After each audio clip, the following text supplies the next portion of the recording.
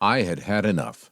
Between the pandemonium of the pandemic and the constant drumbeat of the nonstop 24/7 political news cycle, I was ready to get away. So I loaded up the car, fired up the GPS, and headed north. My destination, Mackinac Island. Mackinac Island is located in the Straits of Mackinac, which connects Lake Huron with Lake Michigan and separates Michigan's lower peninsula from its upper peninsula. There are only two ways to get onto the island, airplane and boat. Since I didn't have an airplane handy, I went with the sea route. Ferries depart from either Mackinac City on the lower peninsula or St. Ignace on the upper peninsula. I decided to drive to St. Ignace on the first day, only because I like St. Ignace a little bit better than Mackinac City and wanted to spend the night there before taking the ferry in the morning to the island. The day was overcast and the weatherman was predicting rain. St. Ignace is about 300 miles from home, but it's all freeway, so it's not a bad drive at all. It took me about 4.5 hours to get there with stops. My first stop was the obvious one. I needed to pick up some coffee, which was followed, naturally, by a stop to drop off some coffee, which was then followed by the anticipated rainstorm, which was then followed by the not anticipated but much appreciated rainbow. Finally, the Mackinac Bridge came into sight, and I headed out over the straits. The mighty Mac spans the Straits of Mackinac and joins Michigan's upper and lower peninsulas. Built in the 1950s and completed in 1957, it was the longest suspension bridge in the world for over 40 years. Before the bridge, ferries carried all automobile and train traffic across the straits. Even in the 1950s, this created an enormous bottleneck, with cars backed up for miles. The fact that the straits freeze over in winter and requires icebreakers just made matters worse. As we approach the center of the span, you can just start to see Mackinac Island come into view on the left side of the screen. Once over the mighty Mac, the first exit is St. Ignace. St. Ignace is a small city with a population of about 2,400. It was founded originally as St. Ignace Mission by Jesuit priest Father Jacques Marquette. I'm actually very happy that he did that, because if he hadn't, I don't know where I would have spent the night.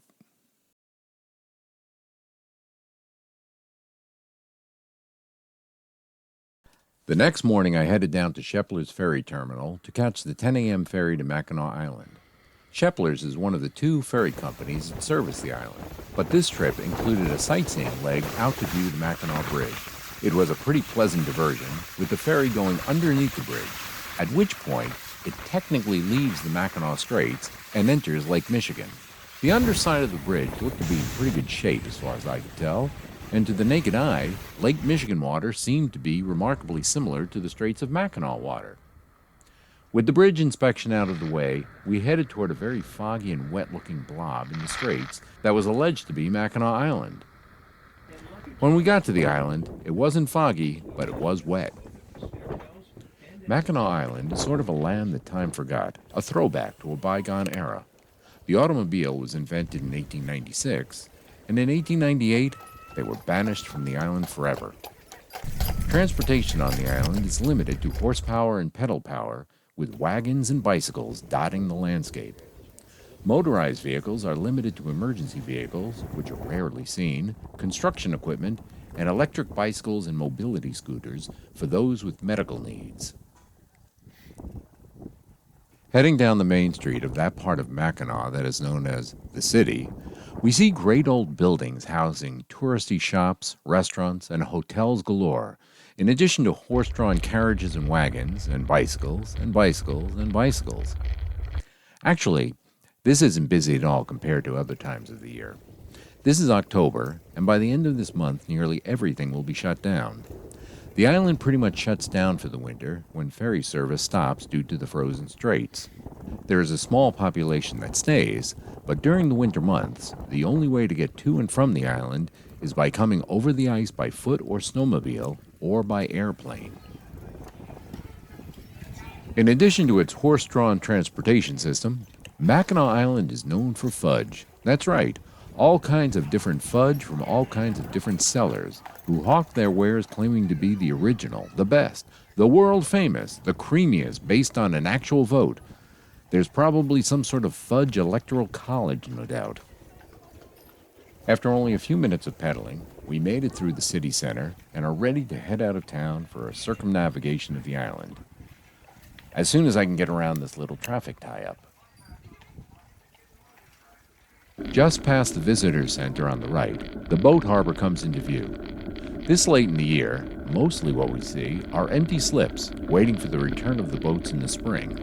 Even though there are no boats to be seen in the boat harbor at this time of year, there is something to be seen year-round. Believe it or not, that is a replica of the Statue of Liberty, one of 200 that are scattered around the country courtesy of the Boy Scouts of America. That particular one was dedicated in 1958.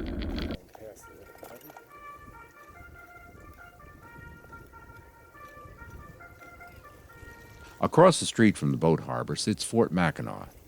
Today, operated as a state park, the fort dates back to the Revolutionary War when it was originally constructed by the British. The Americans took control after the Revolutionary War, but lost control at the start of the War of 1812. Apparently, the British attacked the fort before the Americans even knew we were at war. That just doesn't seem right. Many of these great-looking old buildings that I'm passing are hotels. As I get further out of the city into what I guess is the Mackinac suburbs, the great-looking old hotels give way to great-looking old houses.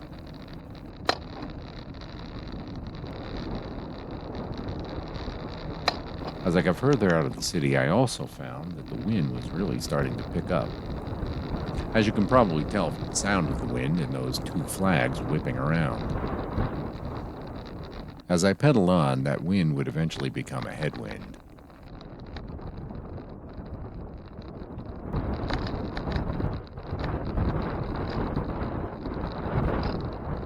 That water to my right is the Straits of Mackinac. As I circled around the island, the water on the other side of the island will also be the Straits of Mackinac. Since the island sits in the straits, the water in every direction is the Straits of Mackinac. Kinda makes it easy to remember. This path that I'm on might look like a bike path or some sort of multi-use trail. It is actually a Michigan highway, Highway 185. It goes for all of 8.2 miles around the island. Now, 8.2 miles is not much distance to cover on a bicycle, but a headwind can make covering distance at any good rate of speed a real crapshoot. Bicyclists attack headwinds kind of like they would a steep hill, trying to find the best gear combination to make the best headway. The problem is you don't know how long or how steep these hills might be. On this particular day, I got hit with a couple of gusts that I thought were going to bring me and the bicycle to a complete stop. For the final leg of the trip around the island, I switched to the wheel cam. I think you might agree with me that if you stare at it too long, you might get a little queasy. When I saw the boardwalk coming up on the right, I knew that I was approaching the city and decided to pull over and take a break. So I broke out my foldable, collapsible, online purchased portable chair to sit and watch the straits and see if I could capture some sort of artsy scene for this video. As if on cue, a ferry from St. Ignace and the Mackinac Bridge provided the ideal ooh, ah moment.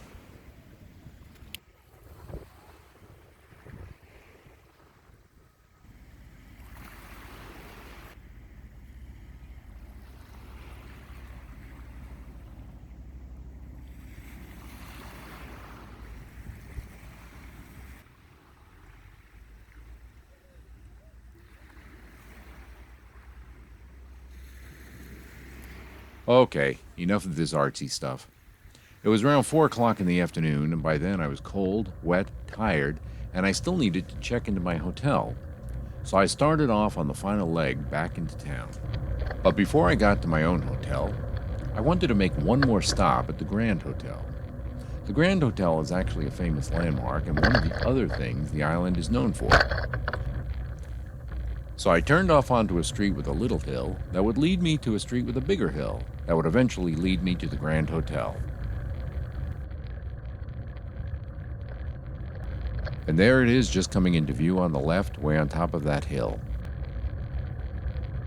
Opening in 1887, the Grand Hotel was built by a consortium of railroads and steamship companies in just 93 days. It is considered a state historic building and also a National Historic Landmark.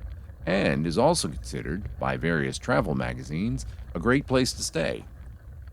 It also boasts the longest porch in the world. Now, I didn't personally measure the porch or compare it against other porches, I just took their word for it. So, if you want to dispute this, take it up with the hotel directly. I'm just the messenger. And there it is, gigantic porch and all. Now, I did go back to my own hotel after this. I checked in, relaxed, grabbed a bite to eat, and watched part of an Andy Griffith marathon on TV Land. But I did go out for more bike riding later on during the twilight's last gleaming, which seemed like a good way to wrap up this video postcard. After another ride along the shore, I decided to climb the hill again to see the Grand Hotel in the evening light.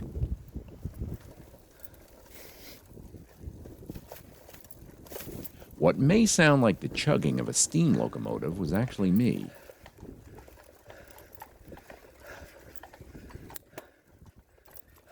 Now, in my own defense, I did have a long day of riding at this point.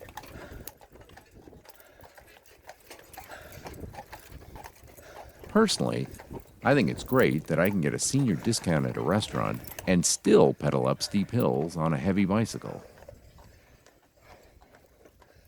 Finally, I headed back to town to my less than grand hotel. After watching this video, you may be asking, why would anybody in his right mind go on a bicycling getaway in cold and occasionally wet weather? Well, there could be many answers to that question. It could be the challenge of man against nature. It could be for the adventure of it all. Or could be that you prepaid for your hotel and there was no refunds or cancellations. I'll leave it up to you to decide.